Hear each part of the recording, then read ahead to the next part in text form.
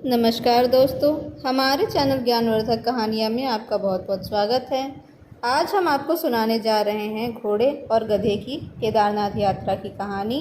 तो चलिए शुरू करते हैं।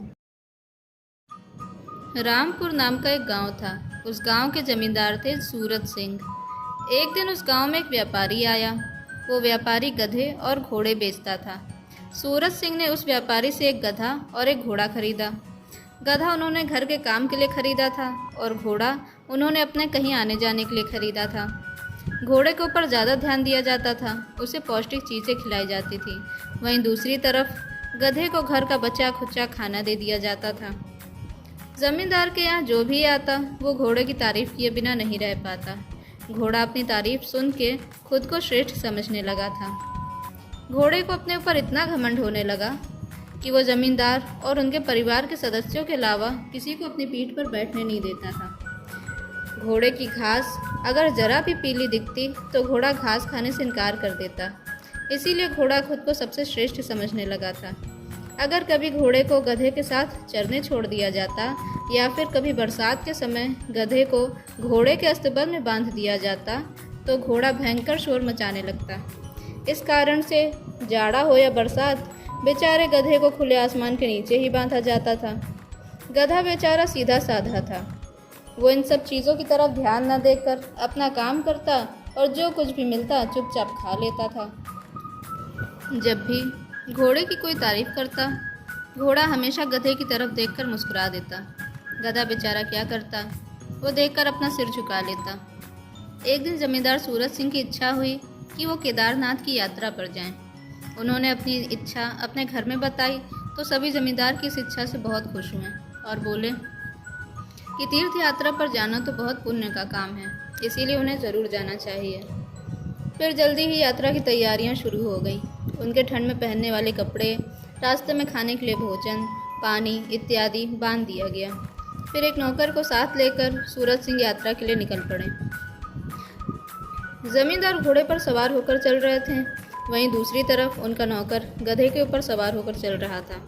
उन्होंने ज़रूरत का सारा सामान गधे और घोड़े की पीठ पर बांध रखा था।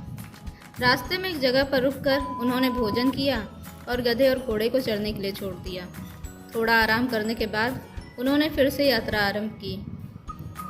गधा और घोड़ा पहली बार गांव से बाहर आए थे। इतनी हरियाली, पहाड़ और सुंदर झरने देख के उन्हें बहुत अच्छा लग रहा था। गधा तो बेचारा यही सोच के खुश था कि उसे केदारनाथ जाने का सौभाग्य मिला। जमींदार और उसका नौकर भी पहाड़ों की सुंदरता देखकर मंत्रमुग्ध हो गए थे। उत्तराखंड पार करके वो केदारनाथ पहुँचे। केदारनाथ में बहुत ठंड पड़ रही थी। उन्होंने जल्दी से अपने गर्म कपड़े पहने, तब जाकर उन्हें राहत मिली। गधे को तो ठंड लग रही थी, लेकिन उसे तो सर्दी बरसात सहने की आदत थी। वहीं दूसरी तरफ घोड़े की हालत ख़राब होने लगी, क्योंकि उसे तो अस्तबल के आरामदायक माहौल में रहने की आदत थी। घोड़े की हालत देखकर जमींदार ने अपने नौकर से कहकर घोड़े के ऊपर कंबल डलवाया। रात भर आग जलाकर वो वहीं बैठे रहे। सुबह उन्होंने अपनी यात्रा शुरू की। घोड़ा वहाँ तक तो खुशी खुशी आया था, लेकिन केदारनाथ की चढ़ाई देखकर ही उसके पसीने छूटने लगे। लेकिन जब उसने देखा कि गधा आराम से नौकर को अपने ऊपर बैठाकर चढ़ाई चढ़ रहा है, तो उसने सोचा कि जब यह गधा चढ़ सकता है तो मैं तो इससे श्रेष्ठ हूँ। अगर मैंने चढ़ने से इनकार किया तो मालिक की नज़रों में तो मेरी बड़ी बेइज्जती हो जाएगी। यह सोचकर घोड़ा फुर्ती दिखाते हुए गधे से आगे आगे चलने लगा। किसी तरह उन्होंने आधी यात्रा तो कर ली, लेकिन आधी रास्ते के बाद की चढ़ाई थोड़ी और कठिन थी। घोड़े ने देखा तो उसकी तो जान सूख गई, जबकि गधा बिना कुछ सोचे चुपचाप चढ़ रहा था। घोड़े ने अब नाटक करना शुरू कर दिया। वो थकने का नाटक करने लगा तो ज़मींदार ने कहा, थोड़ी देर रुककर भोजन कर लिया जाए ताकि जानवर भी थोड़ी देर आराम कर लें। थोड़ी देर आराम करने के बाद उन्होंने आगे की चढ़ाई शुरू की। थोड़ी दूर चढ़ने के बाद वहाँ अचानक बरसात शुरू हो गई।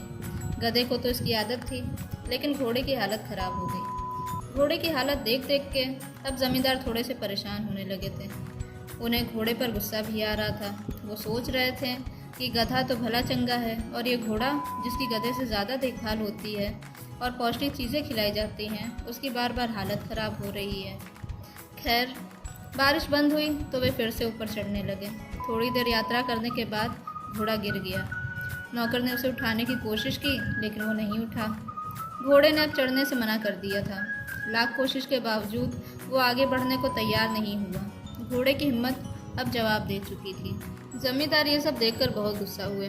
उन्होंने नौकर से कहा, तुम इस घोड़े को लेकर नीचे चले जाओ, मैं गधे पर बैठकर ऊपर जा रहा हूँ। दर्शन करके आऊँगा तो मुझे तुम उसी स्थान पर मिलना जहाँ रात में हम आग जलाकर बैठे थे। ये कहकर जमींदार गधे के ऊपर सवार होकर दर्शन करने चल पड़े।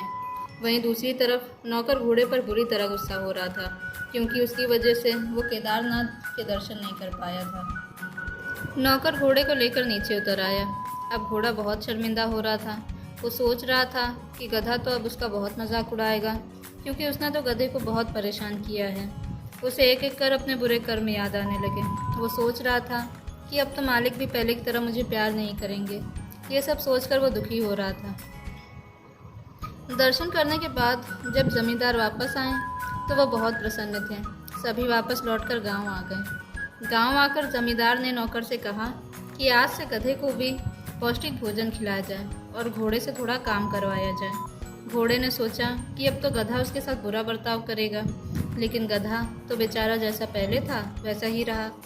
आखिर इसीलिए तो वो गधा था। इसी तरह की और रोचक कहानियाँ सुनने के लिए हमारे चैनल ज्ञानवर्धक कहानियाँ को लाइक और सब्सक्राइब करें। धन्यवाद।